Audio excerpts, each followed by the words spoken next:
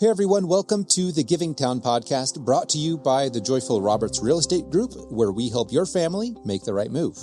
I'm your host, Danielle Roberts, and today I'm looking forward to sharing my recent conversation with Carmen Banke from the See Ya Later Foundation.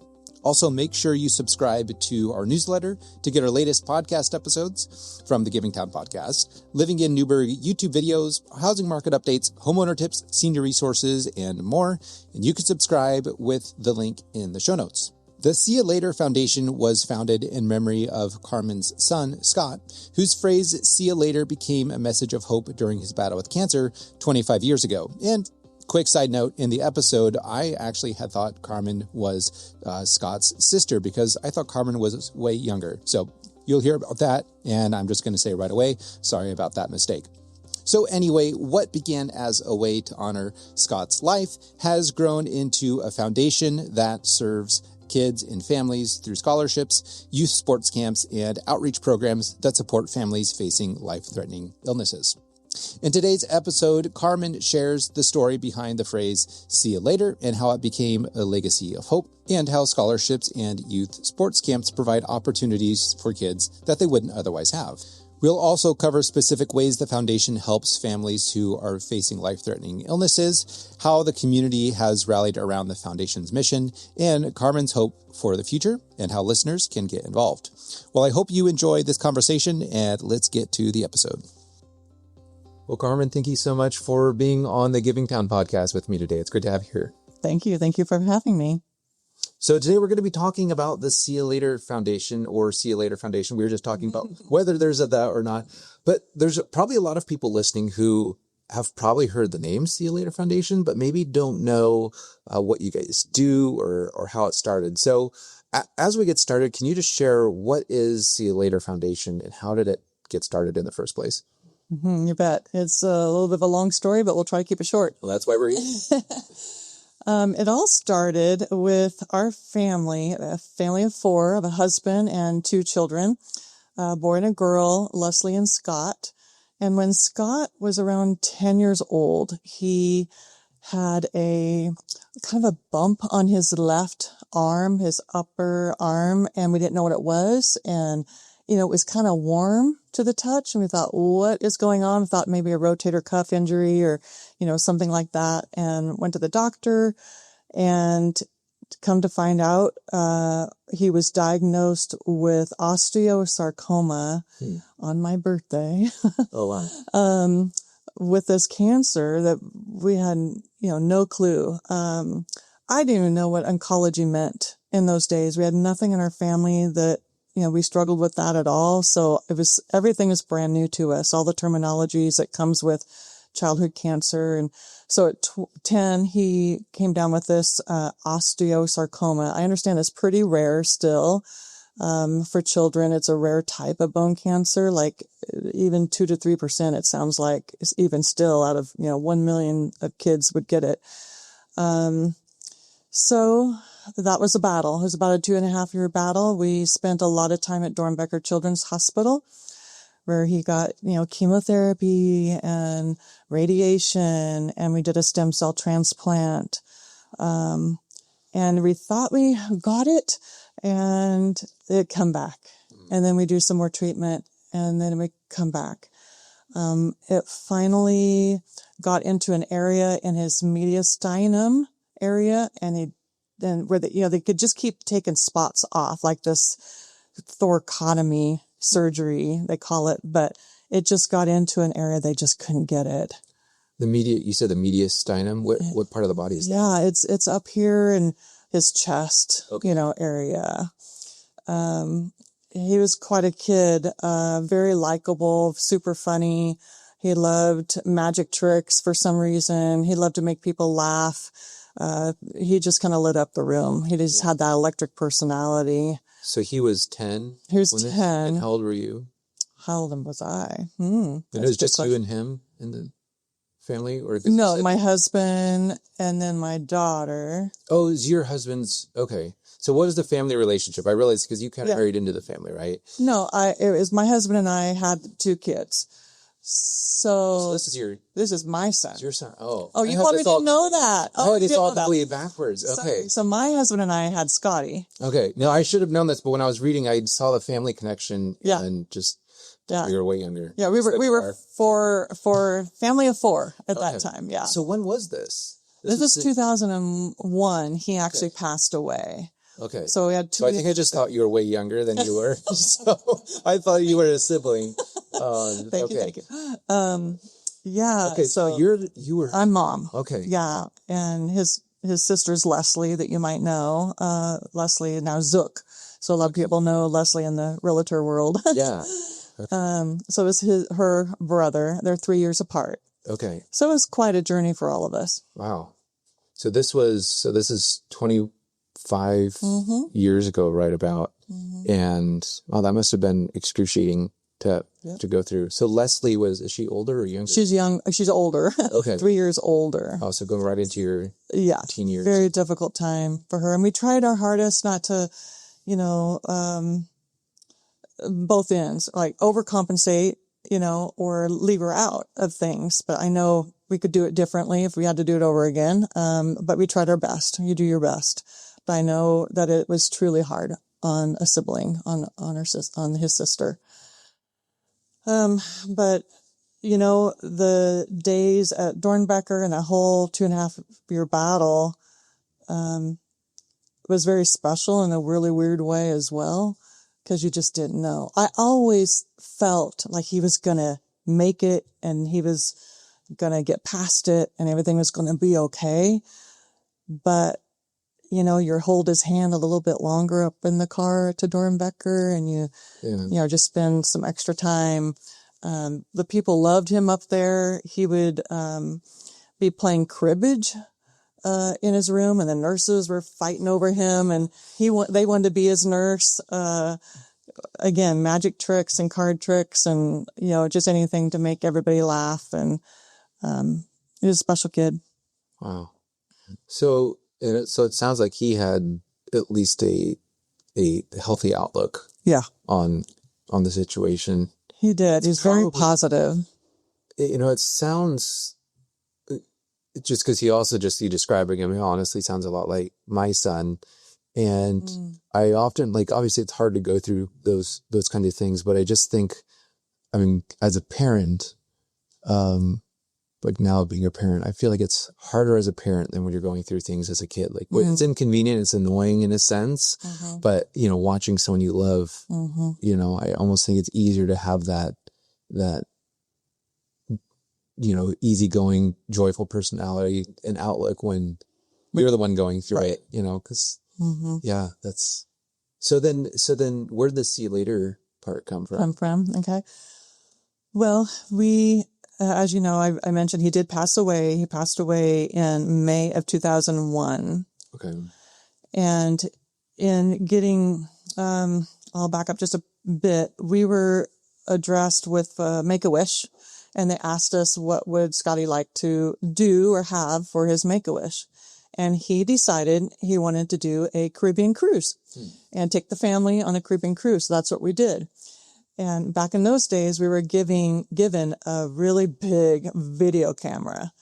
And Scotty is the one who managed that and held it and took it everywhere and told everybody about what he was doing and what we were doing.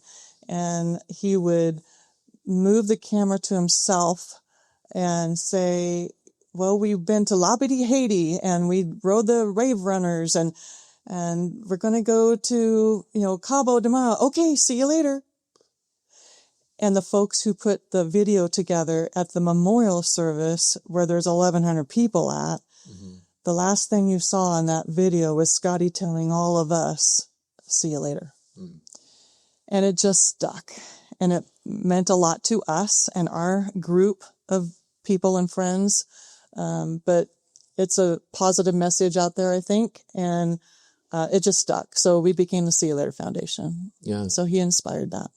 So tell me a little bit more about the significance of See You Later. It's kind of like tell me about, because I'm sure there's a mix of emotions with that, right? Sure. Well, we, for us, our family, Scotty's family, and the close friends that walked all this with us, it means that we're going to see you later. We're going to see him later. So we hold on to that truth, and we just have faith that we'll see him later. Yeah. Yep.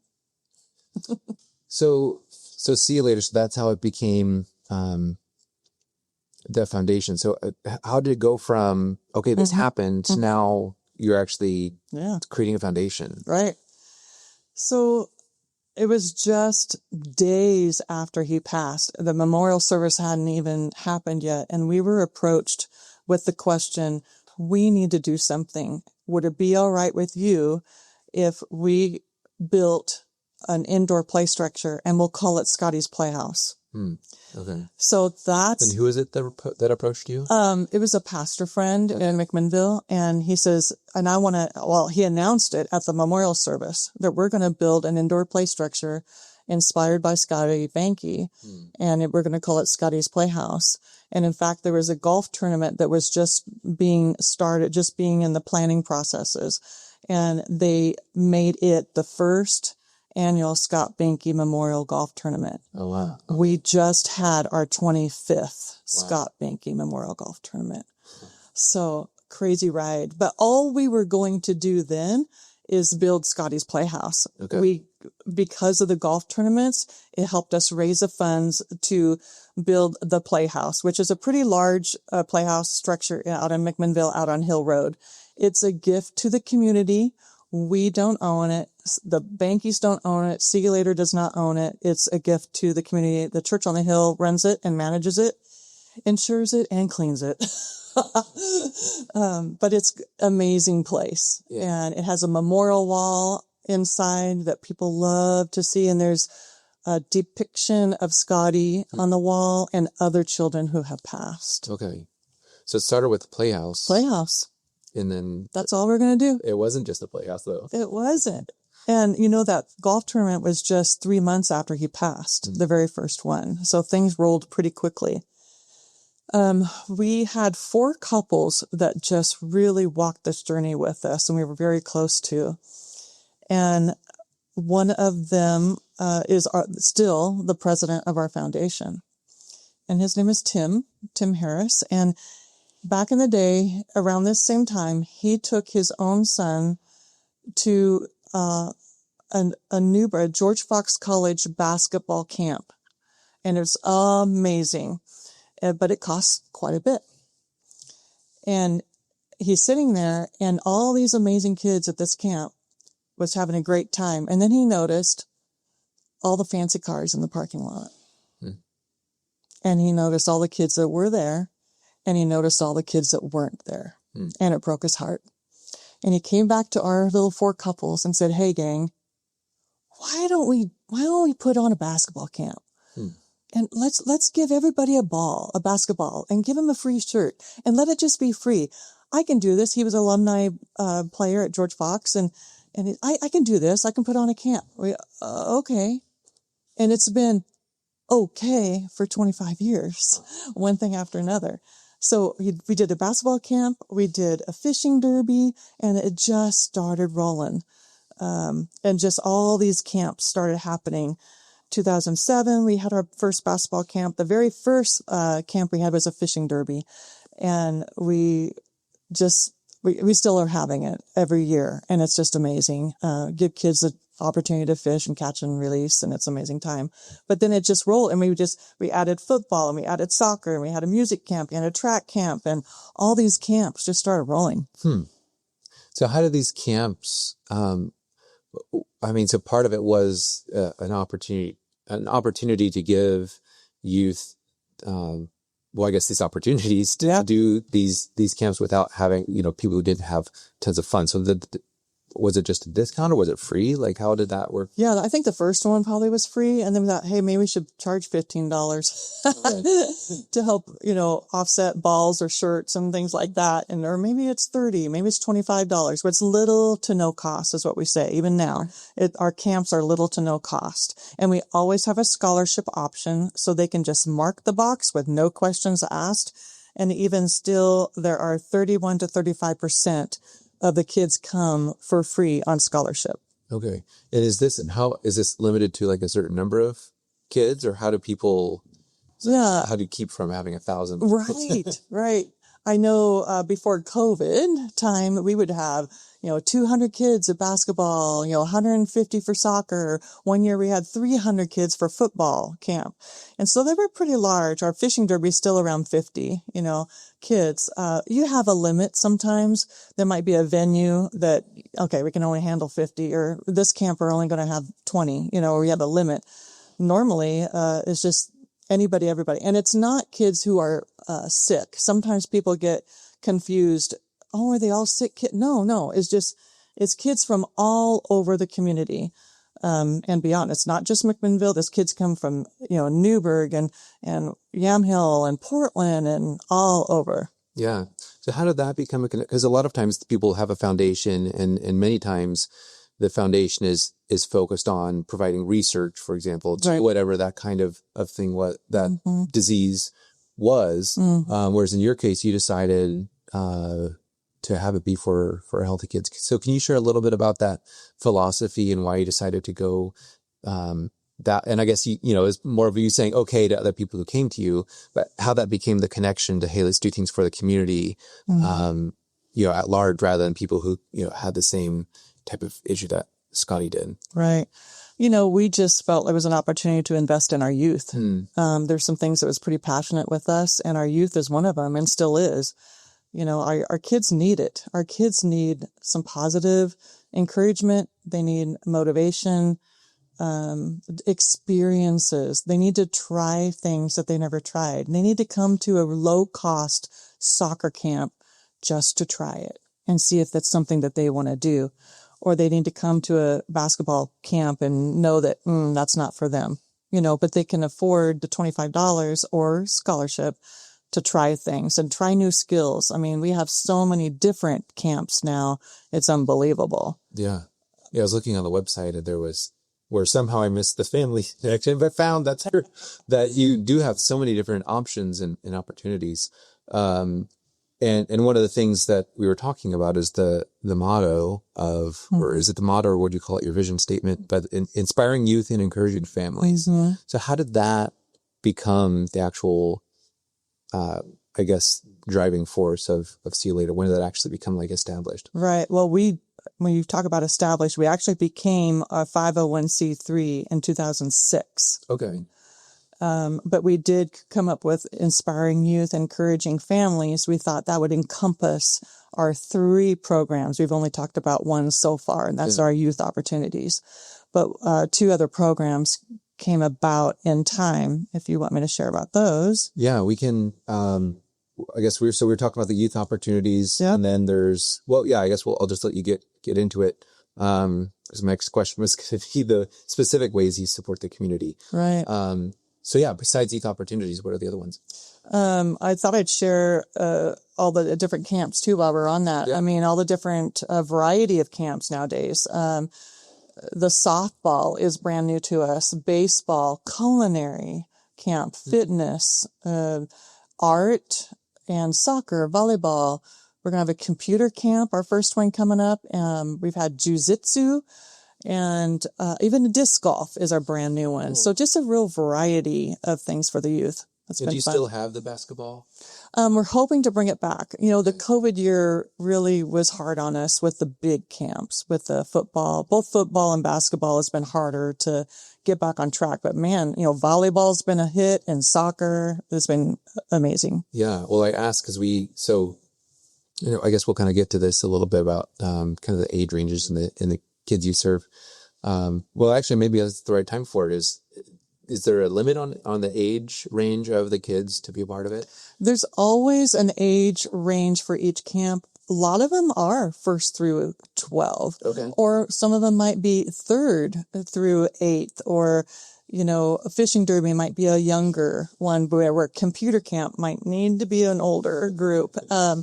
So yeah, there's always an age grade, but a lot of them are pretty wide. And these are all once a year, or are they happening simultaneously? Most of them are once a year. There's been a few that we've been able to pull off twice a year. Okay.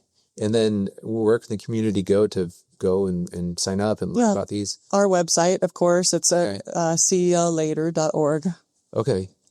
Because I'm personally thinking, how have I not known about these camps? And granted, our kids are a little bit younger. Our oldest is in first grade, but he's right at that age. And I asked about basketball, so we actually did a camp through CPRD. Yeah. And, about having something that is more, like, hey, just come and see if you like it, and it's a little bit lower pressure, and so fun. that's It's awesome. fun, and we always want to make sure that there's a motivational message. One of the taglines we had with our youth opportunities is "Go be great," and it's really taken off. And what a great message for our kids to just leave them with "Go be great." Yeah. Go be, if you want to be a basketball player and you want to do a certain position, well, go be great at it. Yeah. If you want to be a doctor someday, if you want to be a teacher someday, go be great. If you want to be a great, go be a great brother or sister. Yeah. Just you can apply it in everyday life. So we've kind of had that tagline for our youth opportunities. Yeah. So that's a good thought though with these camps. So it's not just the sport. So do you have a motivational part? Like, what do these camps look like as far as like what is students going to experience? Right. I mean, there's always fun, of course. They're going to be safe. There's always going to be some motivation, and they're going to learn new skills, and be challenged. But like you say, we're not trying to build MBA students right here. Give them a great time, a great experience. That's really important to us, and have a little bit of a motivational talk, a short one. Yeah. I'm wanting to go and sign up for all the camps coming up.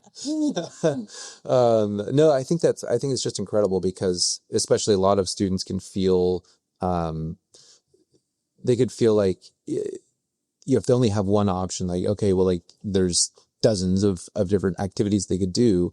But it's also often cost prohibitive to others. So maybe, for our son, maybe we put him in a basketball camp, but maybe he would like culinary. Maybe that would be his passion. Or so I think it's just a cool opportunity to help kids have not only different skills that they're learning, but also to have a motivation to be a part of that and learn more about how to just be a good person, and the core ideas of whatever you do, be great. So I know you mentioned too that your family, you have a faith aspect on a personal side. Do you incorporate any of that in the camps? We are not registered as a faith-based. Okay. Personally, I just hope that I'm a light, and I hope that the things that we do is a light to our community and are able to do good things and be servant-hearted, be kind, be compassionate in all of our programs. And so, again, we're not registered as a faith-based. It just all started over at the Flight House. Yeah. But, again, I just want the light to shine. Yeah. So that is the youth opportunities. What are the other ways? I know there's... So our second program became alive at 2007 because Scotty would have graduated from McMinnville High School in 2007. Okay. And we said, why aren't we, let's give a scholarship out the year Scotty would have graduated. So we put together, I don't know if it was 1,000 or 1,500 scholarship. And we started with McMinnville High School because that's the place he would have graduated. And I believe we might have done 2 that night. And then each year we added Dayton High School. We added YC. We added Newberg. So, and there's Amity and Willamina and Sheridan and at large. So every high school in Yamhill County is receiving a Scott Banke Memorial Scholarship. Right now, they're $2,500 each. But McMinnville and Newberg gets 2 because they're larger schools. Okay. So there's 10 of these going out right now in our community, and that's $25,000. Wow. So where does the funding come from? Is it from the camps, or where's donors? Donors. And we have a couple different fundraising events throughout the year. We have the golf tournament, of course, is still going on. And then we have a banquet auction event. Okay. Yeah, it's called Denim and Diamonds, and it's wonderful, and it's a fun event. And then just donors. We also have a a monthly donation program called Hope Givers. Okay. And we'd love to grow that. We're trying to launch a campaign here shortly, a Hope Giver campaign, and get the word out. Like even if $25 a month, celebrating 25 years, and help our sustainability.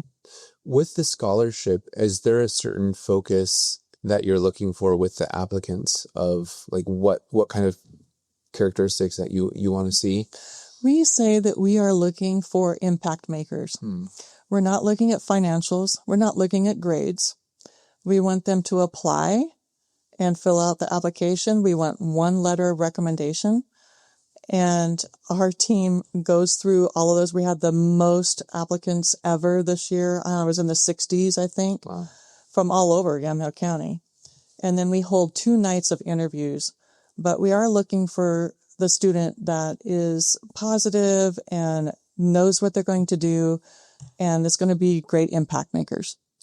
I was a part of the Newberg Noon Rotary Club, and they do scholarships. Yeah. And it's I was not on the scholarship committee, but I know they have to go through all these applications and so many amazing kids. I know it's very hard, I'm sure, to have to say no to second and third best. But that's incredible. Even on our team, I think it's one of our very first scholarship winner. She's on our Seeds of Hope or our scholarship interview team. Oh, wow. Yeah. So you'll hear stories that just the full circle stories as we continue to share. So youth opportunities, scholarships, and now Seeds of Hope. So what is Seeds of Hope? So Seeds of Hope is an amazing program. It's where we provide encouragement to children or parents with children. There's kids that are 18 years and under in the home who are facing a life-threatening medical illness. Now, that was a mouthful, but I'll just say that the patient could be the child or the parent. Okay. But there's children in the home, 18 and under. So it's an incredible program where we hear from, hospitals and social workers and teachers and other Seeds of Hope families. They're being referred to us. And we have a team, a Seeds of Hope committee of about 11 people on that committee, and they meet monthly and they go through applications and they're paired up with the families and they try to figure out how can we best serve these families. And we have a little budget per family, but we do all sorts of things. It might be, of course, gas and grocery gift cards because that's really needed. Utility payments we help with. We've helped with like restaurant gift cards. Sometimes they need a bed, just a variety of things. We've done some beach and Sun River getaways, surgery baskets, game trucks, just all kinds of things to encourage the families. We want some fun factor and we want to help basic needs as well. Yeah. So we want to make sure we're doing both. And we're actually trying to support the whole family, not just the patient. So it's amazing. Do you do anything for siblings specifically? Because I just imagine, I don't really know Leslie personally. I think we might have, crossed once or twice, but I just imagine when you're the sibling and your whole life is being turned upside down, both with the grief and also you're not really able to live a normal life. I'm sure that is challenging. Is there any kind of encouragement you do specifically for siblings? Yeah, you do feel left out. We know that. And we try to figure out what we can do for the whole family. The application might have interests. So let's say there's a sibling, like they're really into the Blazers. And when that opportunity comes up, we can go back through, oh my goodness, he loves the Blazers. Let's just send him and dad, to the Blazers. So we've done things like that, anything to help the whole family. Do you have any specific stories of people who've gone through the Seeds of Hope program and kind of, you mentioned earlier, the kind of the full circle sometimes like with scholarships, like how does that, have you had any of those? Yes. What comes to my mind is we met Kennedy in December of 2006. She was diagnosed with leukemia and she was only 8 years old. So we spent some fun times with them and tried to encourage them. She finished treatment in 2009. Well, she grew up and she became an Amity graduate in 2016. And fair and square, she won our Scott Banke Memorial Scholarship in Amity. And then later she became on our Seeds of Hope committee. So now she's serving on the Seeds of Hope committee. Then in 2022, for about a year, we hired her as executive assistant, and her other side business grew so much. She's in property management and doing so well, but she's also still serving on our Seeds of Hope committee. Well, in 2021, we met another local family. Their daughter, Maisie, was diagnosed with the same type of leukemia as Kennedy had back in 2006. And now this is in 2021. And remember, I talked about how we do Christmas pretty big. We had like 5 vehicles. We have Santa. We have gifts for the whole family. We're singing Christmas carols. And I remember Kennedy telling me, hey, if it's okay, would you connect me with this family? Because this little Maisie has the same thing I had. And I just think that would be a good connection. And we are literally walking up to Maisie's home to surprise them with Santa and Mrs. Claus and the presents and everything. And Kennedy looks over at me and I look at her from a distance and I just nod my head. Yes. I knew what she was going to do. She was going to introduce herself. So she goes up to them and says, hi, my name is Kennedy. And I was diagnosed with leukemia at 8 years old. And I just want you to see the other side. I just want you to see what the other side looks like. And you and my mom, she says, are in the same club and we're here for you. And from that time on, those two families connected and they were able to ask Kennedy questions and ask Kennedy's mom's questions. And for the first time, they just really had hope because they were seeing Kennedy right in front of them, hope for their daughter, Maisie. And do you know that Maisie's parents both serve on the Seeds of Hope committee now? But I have a little letter that Maisie's mom wrote, and she just says, you know, that we brought Santa to see Maisie. We brought gifts and carolers. Maisie got to see Santa, but what changed our entire perspective was Kennedy stepping up to tell us that she had the same diagnosis and is a survivor. This gave us hope. The first time in months, we saw even a tiniest bit of light at the end of the tunnel. We realized that Maisie could survive this and live a normal life one day. And she goes on saying, you expect support from friends and family, but when complete strangers step up and realize you truly aren't alone. Seeds of Hope gave us many gifts, but it's more than the gifts. It's the fact that people we have never met cared. They weren't just sympathetic to our situation, but truly empathetic. She says, Seeds of Hope has thrown us like the life raft we needed to be able to focus on Maisie and not just in survival mode. And Seeds of Hope seemed to know what our family needed before we even knew what to ask for. So they found ways to give back, and it's just been truly a full circle moment, and it's been a blessing to serve both of them. Yeah. Well, that's incredible. Do you partner with any other organizations? So I know I think it's Willamette Cancer Foundation, if I have the name of that. Yes. Right. But you guys kind of serve similar areas in somewhat similar ways. Is that right? We do. Yeah. There's times that we're helping the same family. So we do partner with Willamette Valley Cancer Foundation as well as with Courage. So with Courage helps families, ladies with breast cancer. And there might be the times that we're helping those families. And so what's really cool is that we can partner with them and we have the permissions on our applications that we are able to talk about this particular family with each other. And well, okay, so you guys are going to go do the utilities and okay, well, we'll do the gas cards, so we're spreading our funds and, we're asking questions, how can we help serve them better here? What do you do here? It's just really fun to work together. Yeah. Well, and it allows just the families to be able to have that extra support. 'Cause I'm sure it's all needed, especially when it's, a primary income head of household type situation where there's one person who's normally working, now they're out of work and are trying to, or they're having to care full time for their child and having to take time away from work. I just imagine you kind of need all the help you can get at these times. And, a lot of the people on our Seeds of Hope committee have been Seeds of Hope families. Mm. So they know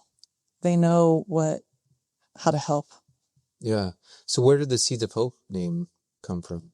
So remember the 4 couples that were really close to, one of those couples had their own situation with their son up at Dornbecker, and they came back from that and sharing it with us, and they said, why aren't we helping families go through some of the same things that we've all been through, or you guys have been through? And that's where Seeds of Hope began. We've really thought about it for a long time. I think we really thought about it for a year before we launched Seeds of Hope. So again, it's just a really sweet program. We just want to, sprinkle Seeds of Hope to others. We have now served over 230 families. Now I didn't tell you, we serve Yamhill, Polk, and Marion counties. Okay. In our Seeds of Hope. Okay. So over 230 since we started in 2007. Okay. Now, quickly jumping back to the camps, is it the same for the camp, like kids in those areas? Kind of they just come from all over. Oh, okay. Yeah.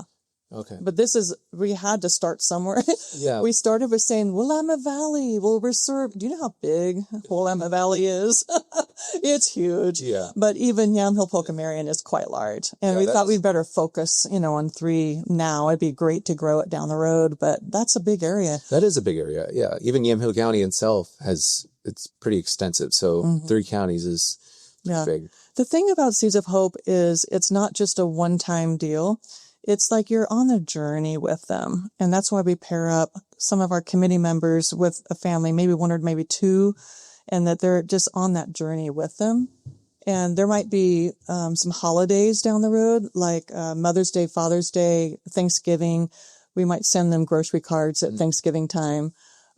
Just some special touches along the way, maybe some coffee cards for Dad on Father's Day. But Christmas is a big one. And so we do a lot for Christmas. Yeah. One other thing with the camps I didn't ask earlier. So how these kind of camps differ from something like that CPRD does, for example? I think you explained some of that. But I know I'm jumping back and forth. Yeah. Some of the things I think about is that they're little to no cost, and there's quite a variety of our camps. So I don't know what they have, and then the motivational talk about the go be great might be something different, that little catchphrase, but those are some of the things I think about. Yeah. Yeah. It's definitely, I think the accessibility and I think, so we've done the CPRD ones and it's very, they are great programs, but it is very specific just to whatever the activity is. And I do think it is special to have some type of motivation and, something that brings the kids to do extra. And if someone wants to be in multiple sports camps, it's just one more opportunity, so that they can do, baseball and basketball or fishing, and instead of only having to choose one. Right. Okay. No, and it's been fun to tie those 2 together. We're on the camps and the scholarships. It is so fun to watch those seniors come in the office and see the photo books of the camps throughout the years and say, I went to that camp. And they're literally opening up those photo books and finding themselves in those photo books. I was at this camp and I was in 3rd grade, and now they are graduating from high school and is one of our applicants and possibly a winner. Wow. How's the organization changed over time? You've mentioned several of the ways as you added things on and on, but I'm sure it's different now. Like what it is now, I'm sure is very different than what you could have possibly imagined 25 years ago. Right. Well, I think that just being able to serve more people, we've had more staff. I know I wrote some notes down about that one somewhere. Oh yeah. For 17, 18 years, I remember saying this phrase to people. The great thing is that we're all volunteer driven. The bad thing is we are all volunteer driven. So at some point, for 18 years, we just did it all volunteers. And finally in 2018, they hired me as executive director and to try to, keep the ship moving. But it had all to say that our staff has grown. Our staff has grown a lot in especially this last few years. We not only have the youth outreach director full-time, we have a Seeds of Hope coordinator, and we just hired a development and communication director. So we're excited about that. So it has changed. We've increased scholarship awards. We increased the amounts. We've increased Seeds of Hope budgets. There's just a lot that has changed. Wow. It's nice to have both of those because I think for many nonprofits, the concern is, well, if we hire someone, then it's going to take away from what we can do with scholarships or these other things. Mm-hmm. Whereas in your case, it's been the opposite. So can you share a little bit about that? Like in terms of maybe how much you received in donations, and then kind of, I'm sure there's a lot of discussion about that. Okay, well, if we had an executive director position, that takes away from that, but now you've seen it actually grow over the years, right? Yeah. I mean, you just think about our youth opportunities. COVID was a weird time there for a year or two. Yeah. Let's just forget about that. But Wayland's done a great job in getting people more involved that are already in that specialty. Let's say in the old days when we were, just doing it like crazy by ourselves, we'd have, 40 volunteers, anybody we can find to help put this camp on. Well, Wayland is trying to find people that's already at the volleyball world or in the soccer world. They're coaches and they're bringing their team. He's our youth outreach director. Okay. Wayland is. And so it's great that he has made those connections in the community. Who are the computer people and the jiu-jitsu people? And, we connected with the Impact, which is just amazing, group of people. So they're skilled already in that sport or that, industry or the fitness, finding those people that are already so good at what they do. That's been a change. So it used to be that just volunteers within the community foundation would put on these events, and now you're actually connecting. So, for example, you said like Impact Jiu-Jitsu. Yeah. So do they just donate their time for these camps, or how does that work? Oh, wow. Yeah, it's been amazing. That is pretty incredible. Yeah, because that's when the cost just eats up. When you have to have venue fees, that makes it pretty hard. Yeah. But we've been gracious that we've found some venues that just donates and people will donate their time. So with that, what is your, I don't know where are you at right now compared to where you were in terms of like what you've been able to like give out to the community? Do you have any of those kind of numbers in terms of like between the scholarships and kind of the impact you've been able to give to families? Right. Well, let's talk about scholarships. We have awarded 135 students $275,500 worth of scholarships. Now, I haven't mentioned yet, we have a chapter in Washington, in Auburn, Washington. So they are also giving out scholarships as well. They do the two of the programs. They do scholarships and Seeds of Hope. Okay. So as of right now, with both of us, we're at 409,000 been given away. So that's amazing. Seeds of Hope. Yes, we've served over 230 families. And one thing to note, we're serving nearly 3 times the amount of families right now more than last year.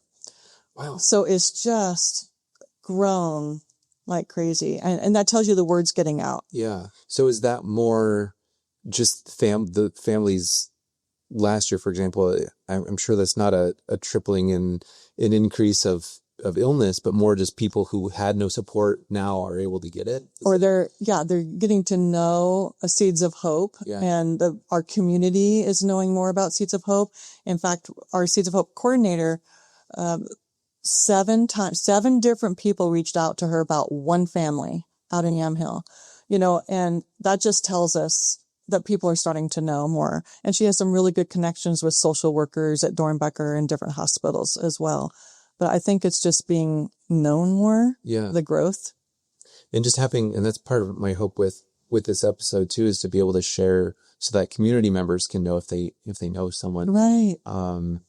For all of them, it's hard. He won't mind if I mention his name, Brian Groves he goes to Chamber and he has the Jungle Media. But he would talk to me about it. It's really difficult to promote multiple aspects. So like for me as a real estate agent, also promoting the Giving Town podcast or the YouTube channel. And he said people have like one box in their mind as they connect you to. Yeah. So some people may know you about doing sports camps, but not as much about Seeds of Hope vice versa. So it's helpful to have more people know the breadth. So to say, oh, they do more than just this, actually reach out to them in this other way too. Right. Another stat is amazing that we just learned that we've given over $1 million of resources to Seeds of Hope families. Wow.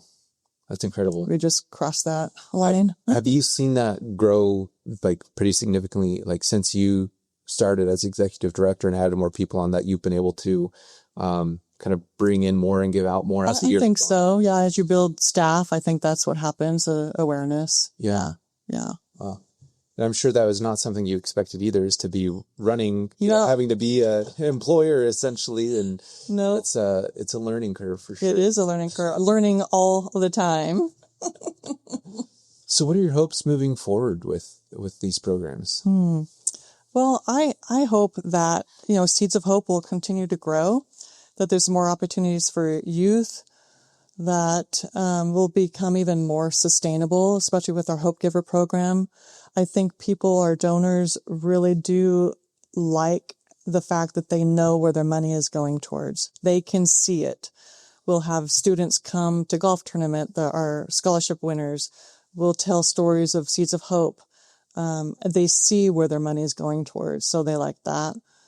I'd like to take care of our staff, more, maybe, benefits and that kind of thing. Just the right systems in place is big for us right now.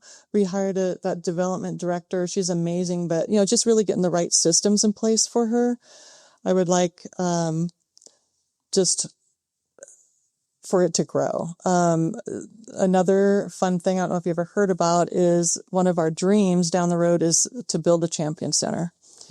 And it would be a facility that might have basketball hoops, might have football fields, soccer fields, a place where the youth can come and learn, and might have educational areas. There's a lot of those dreams out there, but that is something that, in fact, the George Fox students years ago, before COVID, put together a feasibility study for us. Okay. And it was thick and it was really cool. But then that COVID thing happened and then things shut down. And so I think, timing wasn't right. But who knows? Who knows what's in store for us down the road? We'd love to open up a champion center someday. That would be a dream. What would that look like in terms of, would it just be open to the community? Anyone could come and use, or memberships, or I don't know. I don't know how that'll roll out. It could be a membership thing. It'd be open. I just don't know how that's going to play out. Yeah. I think it would be amazing to, those tournaments that happen all over Oregon. Our kids have to go so far for all these tournaments. Come to the Champion Center, right here in Yamhill County. It would be amazing. Yeah, that would be incredible. So you mentioned some of the ways that the community can get involved, but can you share more about that? Yeah, I mentioned the Hope Giver, our sustainability program. We have people donating $10 a month, or we have some 50 or 100, whatever, but that really helps our sustainability. And so we'd love to grow the Hope Giver program. Right now, since I told you how many families we're serving, Christmas is going to blow up, and we need all the help we can get. And there might be businesses or individuals that might want to just, donate money towards that, might want to go shop for a family. They can get a hold of us, and we can tell them the ages and things like that, or they might want to sponsor a family. There might be a business that want to do some competitive or whatever fundraising within the business and raise money for our families and sponsor a family. There's always the fundraising events. I mentioned the Denim and Diamonds. That's usually in April. And that's really gorgeous, auction and live auction and wonderful dinner. There's a golf every first Saturday in August is a golf tournament out at the Michael Book Club. Trivia night's coming up, and just follow, see you later. And you can volunteer, of course. But yeah, you can find us on social media and get involved. Okay. So maybe first step is follow on social media and then find out more ways from there. Do you have any type of newsletter things you send out to people who want to get those? Sure. We have some monthly, whatever they want. We got some monthly, even email newsletters, things like that. Okay. If it goes to your website, can they find information there? Okay. They can. Well, last question, one that I ask everyone who comes on, more in a broad sense. What could you hope for the future of Newberg? Of Newberg? Yeah. Ooh. Well, if you want to make it broad to Yamhill County and the areas you serve, you can. But I ask concerning the foundation, in just in general. The whole point of this podcast is spreading hope and inspiration, and I like to keep things hope filled. So, kind of you shared for the foundations some of the hopes. I'm curious for our community what you. Mm-hmm. Well, I'm thinking about the foundation in that regards because we really do want Newberg to know we're here. They need to know that we're giving 2 scholarships out every year in Newberg. They need to know that the kids from Newberg can attend our opportunities, youth opportunities, and we've held them in Newberg. They need to know that Seeds of Hope is here for them, and their families. So I would just love for Newberg to be a little bit more aware of what we have to offer. I think Newberg's a wonderful place. I've been attending a few of the greeters, the chamber events here and there. So I'm getting to know more people in Newberg all the time. Yeah.